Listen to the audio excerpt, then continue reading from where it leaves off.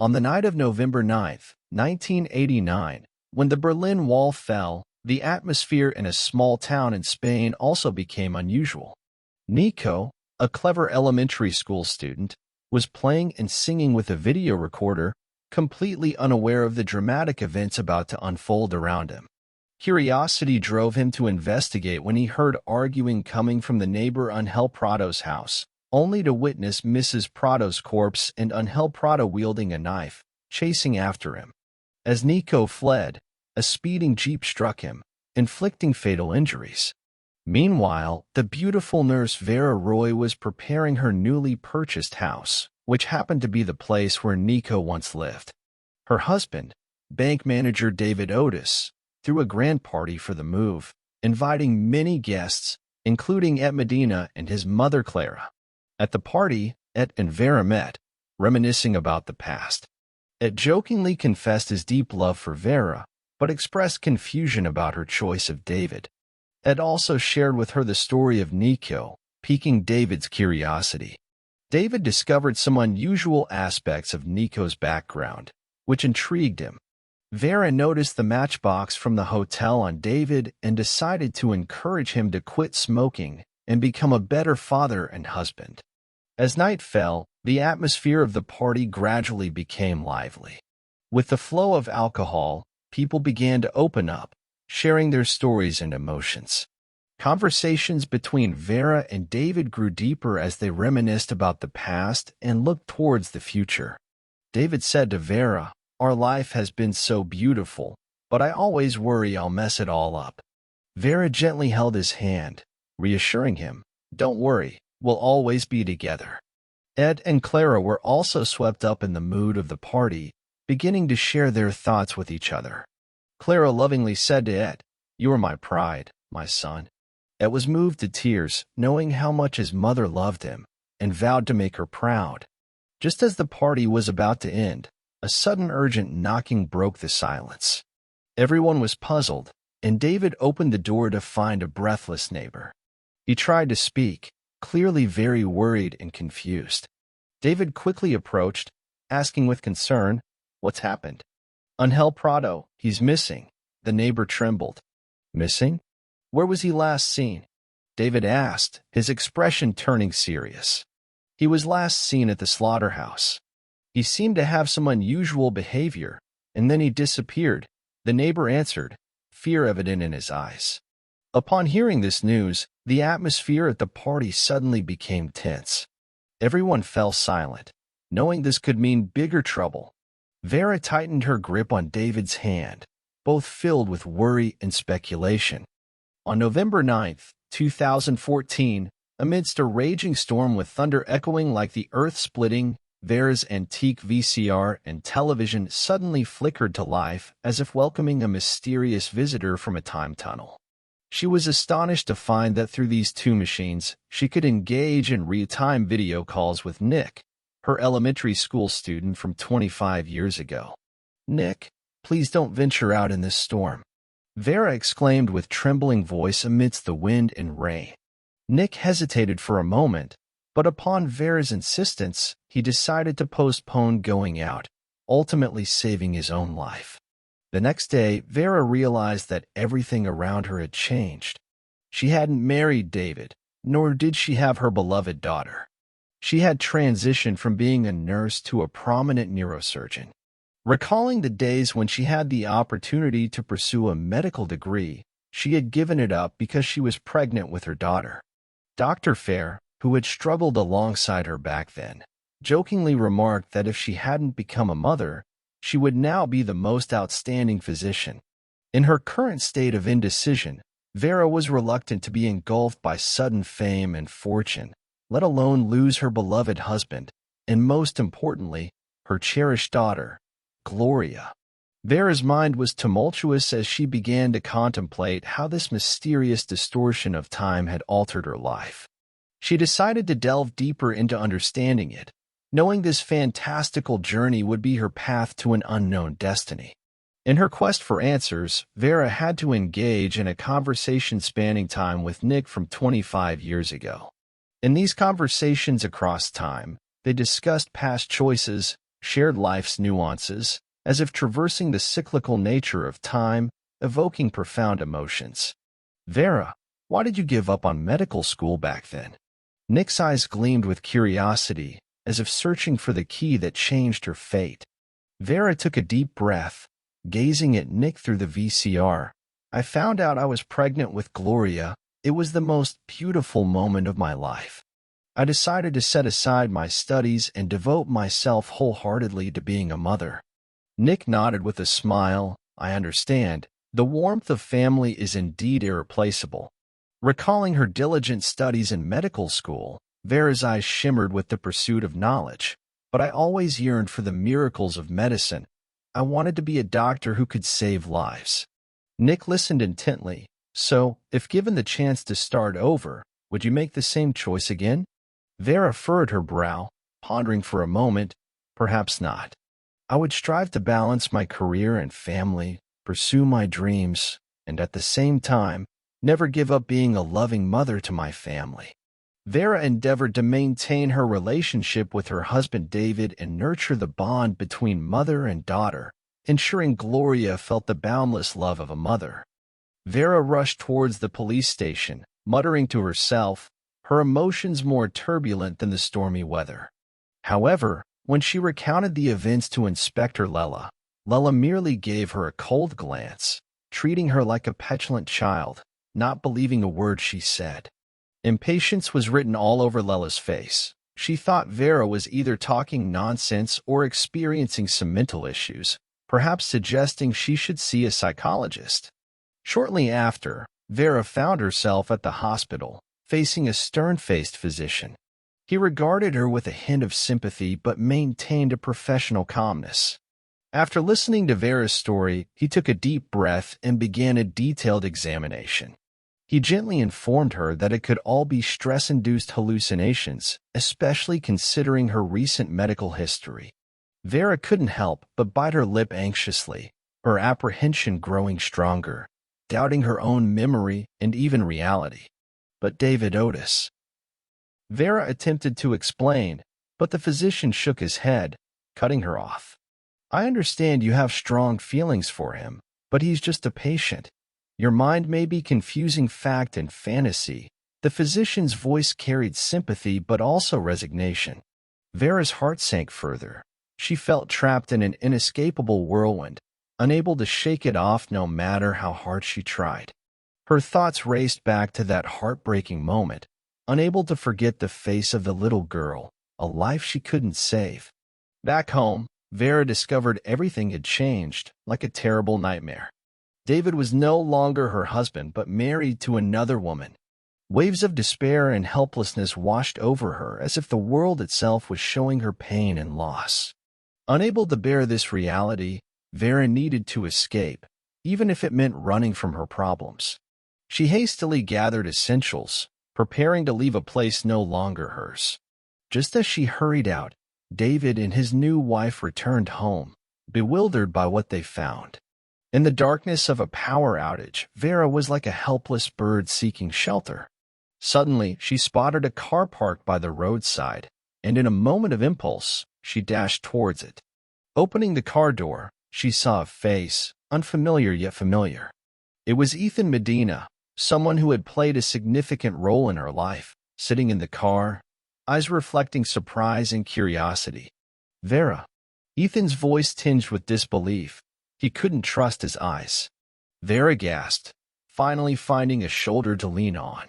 She poured out her confusion and pain to Ethan, seeking solace and understanding. Do you remember how we first met? Vera's voice trembled, her eyes filled with confusion and worry. Ethan listened silently, his mind filled with questions and unease.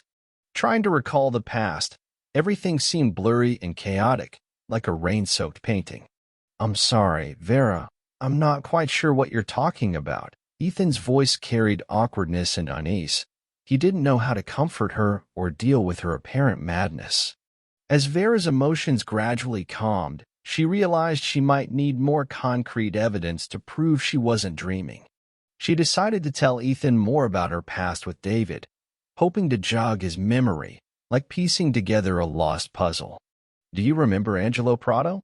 Vera suddenly mentioned a name, strange yet familiar, her voice filled with nostalgia and sadness. Furrowing his brows, Ethan struggled to recall. Finding no clues, he could only shake his head in resignation. We should leave here as soon as possible. Vera, Ethan's voice tinged with urgency. He didn't know if he could believe everything she said, but he knew the priority was to protect her from all the dangers. Vera nodded, grateful for Ethan's gentleness and understanding. She knew she wasn't alone anymore. Someone was willing to accompany her, no matter how perilous the road ahead. Taking a deep breath, she resolved to face all the challenges of the future, no longer haunted by the shadows of the past. In her quest for answers, Vera found herself engaging in a conversation across time with Nico, 25 years ago. During this time-traveling conversation, they discussed past choices, shared snippets of life, as if traversing the spiral of time, leaving them deeply contemplative.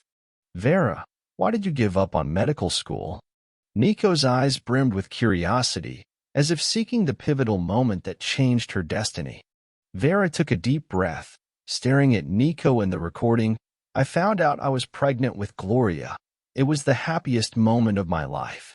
I decided to put aside my studies and dedicate myself fully to being a mother. Nico nodded with a smile. I understand. The warmth of family is indeed irreplaceable. Vera recalled her diligent study in medical school, her eyes shimmering with the pursuit of knowledge. But I've always yearned for the miracles of medicine. I wanted to be a doctor who could save lives. Nico listened intently. So, if you had the chance to start over, would you make the same choice again? Vera furrowed her brows, pondering for a moment. Perhaps not. I would strive to balance career and family, pursue my dreams, while also not giving up on being a loving mother. When Vera was browsing through Illusions at the library, Karen Sutton approached her, her eyes shining with curiosity. Are you interested in this book? Karen asked, smiling as she picked up Illusions. Yes, Vera replied, pointing to the book cover. The story seems intriguing, and it resonates with some of my experiences. Karen furrowed her brows. Really? She said. Are you referring to the part about wormhole travel? Yes. Vera exclaimed in surprise. How did you know? Karen chuckled. Because the story of this book is actually based on real events, and I am the author of that story. Vera's eyes widened. Are you saying all of this is true? She asked. Karen nodded. Yes, she said, and I believe if wormholes do exist, they would only appear under specific weather conditions and require the use of primitive TVs and recorders to traverse. Their conversation was interrupted as Nico sneaked into Prado's house. When he returned home, his mother was sitting in the living room, anxiously waiting for him. Nico, where have you been? She asked. I've been worried sick about you. Nico frowned. I went to the Prados, he whispered. I witnessed how he treated his wife, and I couldn't bear it. I took a gold watch, intending to report it to the police. His mother gasped. What have you done? She asked in astonishment. Do you realize this is a crime? But, Mom, Nico muttered, I just wanted to help that lady. I didn't want to see her get hurt. Nico's mother took a deep breath. All right, she said. We need to return that watch immediately and apologize to Mr. Prado. I hope you've learned a lesson from this. Nico nodded. I understand, Mom, he said. I'll reflect on it. Nico and his mother hurried to Prado's doorstep. They stood there, and Nico felt his heart racing, knowing it would be a difficult moment. His mother took a deep breath and then pressed the doorbell. After a moment, Prado opened the door, his face showing a hint of confusion. Can I help you with something? He asked, his tone tinged with impatience. Nico's mother stood there, her expression serious. Sir, she began, we've come to apologize. My son did something he shouldn't have, and we're very sorry about it. Prado's expression became even more puzzled. What did your son do? He asked, a hint of mockery in his voice. Nico took a step forward. I stole your wife's gold watch, he admitted frankly. I know it was wrong, and I should return it to you immediately. I deeply regret my actions. Prado stared at Nico, his eyes filled with disdain and scorn. Quite the interesting rascal, he said contemptuously, but we don't need your apology. Because the watch you stole, I've already reported it to the police. Nico felt a wave of disappointment. He didn't know what to do. His mother patted his shoulder and then handed the watch to Prado. We're truly sorry about this, she said. I hope you can forgive my son's foolish behavior. Prado took the watch and shook his head. Well, since you've both come to apologize, I'll forgive you, he said, but I hope such incidents won't happen again. Nico and his mother nodded and then turned to leave. As they walked out the door, Nico felt a sense of relief, knowing he had learned an important lesson. Here's the translation. At Vera's, Inspector Lella's gaze seemed somewhat indifferent, as if contemplating whether to reveal more information. Do you understand the potential consequences of this? He finally spoke, his tone carrying a hint of warning. Unfazed, Vera firmly replied, I do, but I must find Nico. He might be the only one who can help us locate the missing child. Inspector Lella frowned, pondering their next steps. Very well, I'll give you a room number. But understand, you're treading a dangerous path. Are you sure you want to proceed? Vera nodded without hesitation. I am. I'm prepared to face the consequences. So, Inspector Lella gave her a hotel room number, which would serve as her starting point to find Nico. When Vera arrived at the hotel, she didn't expect what she would see. David Otis, her colleague from the hospital, was having an affair with her husband's cousin, Monica. Caught off guard by Vera's presence, they froze awkwardly, their faces filled with embarrassment. Vera looked at them, a hint of mockery flashing in her eyes. Oh, isn't this our dear Dr. David? Enjoying a little romantic getaway here. Her voice dripped with sarcasm. David, feeling embarrassed, attempted to explain. Vera, this is just a misunderstanding. Unmoved, Vera's eyes coldly swept over them. Don't lie to me, David. You know exactly what you're doing. She suddenly smirked, displaying a hint of disdain. But now, I need a favor from you. David hesitated, but under Vera's unwavering gaze, he eventually nodded. What favor? Vera smiled, a wicked glint in her eyes. I need you to use your private contacts at the bank to find Nico's information. Her voice carried an oppressive tone. David sighed, knowing he had fallen into Vera's trap. He reluctantly nodded and turned to carry out her command. Meanwhile, elsewhere, Inspector Lella and the detectives responsible for investigating the case were summoning Prado and Clara. They sat in the office, the atmosphere tense and heavy. Inspector Lella stared at Prado, asking solemnly, You know, your relationship with Clara has a significant impact on this case. Are you willing to tell the truth? Prado remained silent for a moment before finally speaking. Yes, I am willing. Clara and I did have some sort of relationship back then. This revelation heightened the tension in the office. The detectives exchanged meaningful glances, hinting that the case might be much more complex than they imagined. Prado continued his story. At the time, Clara and I were having an affair, but my wife, Hilda, found out. We had a heated argument, and she grabbed a knife. We struggled, and Clara took the knife, resulting in her stabbing Hilda. The detectives listened in shock. The story was far more dramatic than they anticipated. Later, I had to dismember her and bury her at the slaughterhouse. Prado's voice trembled, revealing his inner turmoil and anguish. The detectives exchanged bewildered looks, realizing the case was far more complex than they had imagined. They began to investigate the slaughterhouse, hoping to find more clues. Prado continued, The gold watch belongs to Clara. Her initials are engraved on the back. We also fabricated my wife's involvement in East Berlin using the fall of the Berlin Wall. The detectives listened in astonishment. The complexity of the case exceeded their expectations. They knew they would have to redouble their efforts to unravel this mystery. Back at the hotel, Vera watched David coldly, waiting for him to complete her task. David executed his task nervously, knowing he had gotten himself into a dangerous situation. When Inspector Lella discovered Vera's amnesia, he decided to accompany her in search of clues to her memory. They walked together on the street, Vera's gaze shifting and occasionally deep in thought. "Vera, does this place look familiar to you?" Inspector Lella asks, hoping to evoke a resonance in Vera. Vera shakes her head. "I'm sorry, I really don't remember anything."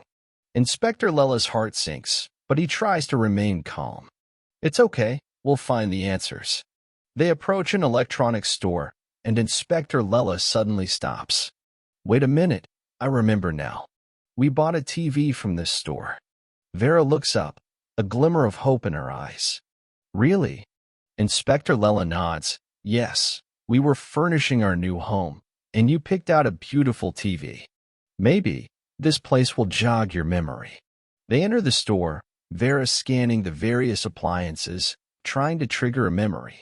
Suddenly, she stops in front of a video recorder, her gaze fixed on it. "This." Vera's voice trembles slightly. "This I seem to remember." Inspector Lella feels a surge of excitement. "Really? What do you remember?" Vera seems to struggle to recall. I seem to see a man. He was talking to me. He said something. What was it?"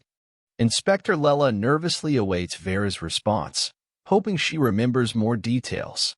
Vera furrows her brow slightly. He said a name. Nico." Inspector Lella is shocked to his core. "Nico? This name rings a bell." "Vera, are you sure?" Vera nods. "Yes, I'm certain." "That's the name he said." Inspector Lella's heart races. Perhaps they've finally found a crucial clue. He decides to strike while the iron is hot. "Vera, let's go find Nico together. Maybe he can tell us more." Vera nods, feeling a glimmer of hope. "Yes, let's find him." As they arrive at Nico's doorstep, Inspector Lella hesitates. He's not sure if Nico will be willing to see them. After all, Nico is an adult now, and perhaps he's long forgotten his connection to Vera. But Vera takes Inspector Lella's hand, giving him an encouraging smile. "We should try. Maybe Nico knows something we need." Inspector Lella takes a deep breath. He knows Vera is right. They ring the doorbell, and soon, a middle-aged man opens the door, looking surprised. "Who are you?" Nico looks at them, puzzled. Inspector Lella smiles and explains, "I'm Inspector Lella, and this is my friend Vera. We have some things we'd like to ask you. Can we come in?" Nico hesitates for a moment, but eventually lets them in. They sit in the living room, and Inspector Lella begins. "Nico, we want to ask you about some things from the past." Nico looks puzzled. "Things from the past?" Vera continues. "Yes, we want to know if you remember us or if you've ever met a woman named Vera." Nico furrows his brow, trying to remember. "Vera? I think I remember that name, but I'm not sure." Inspector Lella clenches his fists, hoping Nico remembers some important details. "Nico, I know this might be sudden for you, but please think. Have you ever met a woman who had a special connection to you?" Nico ponders for a moment, suddenly recalling something. "Yes, I remember.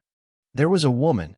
She always appeared in my dreams, and I even thought she was someone from the future." Inspector Lella and Vera exchange a surprised glance. "From the future?" Inspector Lella asks. Nico nods. "Yes, I always thought she was my future wife, but now, it seems like it was just my imagination." Vera's heart fills with gratitude. She knows this is the answer she needed. "Thank you, Nico. You've given us an important clue." Inspector Lella also looks at Nico gratefully. "Yes, thank you for your help." Nico smiles. "No problem. I'm glad I could help." With Nico's assistance, Inspector Lella and Vera have finally found an important clue. They decide to continue their efforts to unravel the mysteries of the past and find the truth. Perhaps this is also the beginning of their journey back together. As Inspector Lella and Vera left Nico's house, they were filled with hope and determination. They knew that the key to unraveling the mystery might lie within the clues they had found. Back at the police station, they began to carefully study the information provided by Nico. Inspector Lella manipulated the TV and video recorder incessantly, trying to find any useful clues. Meanwhile, Vera stood by silently, praying that everything would resolve smoothly. Suddenly, Inspector Lella's hand paused on the remote control, his eyes fixed on the image on the TV screen. He had discovered a crucial scene. A young Nico appeared on the screen, his eyes filled with confusion and bewilderment. "Vera, look at this!" Inspector Lella exclaimed excitedly. Vera hurried over to his side, carefully observing the image on the TV screen. She saw Nico and another woman, herself. They were playing together, filled with intimacy and warmth. Tears welled up in Vera's eyes as she felt an indescribable emotion. This was her lost memory. This was the connection between her and Nico. "This proves everything," Inspector Lella said excitedly. "Vera, do you remember? This proves that our love is real. We had beautiful memories together." Vera tightly held Inspector Lella's hand, tears streaming down her face, but this time with joy. "Yes, I remember. We had beautiful memories together." Their souls were once again tightly connected, and they knew that this was their shared mission, to unravel the mysteries of the past and reveal the truth. They worked together, determined not to let anything hinder their love again. In the days that followed, through their relentless efforts, they finally uncovered one mystery after another, ultimately bringing justice to Mrs. Prudhomme. They not only regained their lost memories, but, more importantly, they regained the profound emotions and trust between them.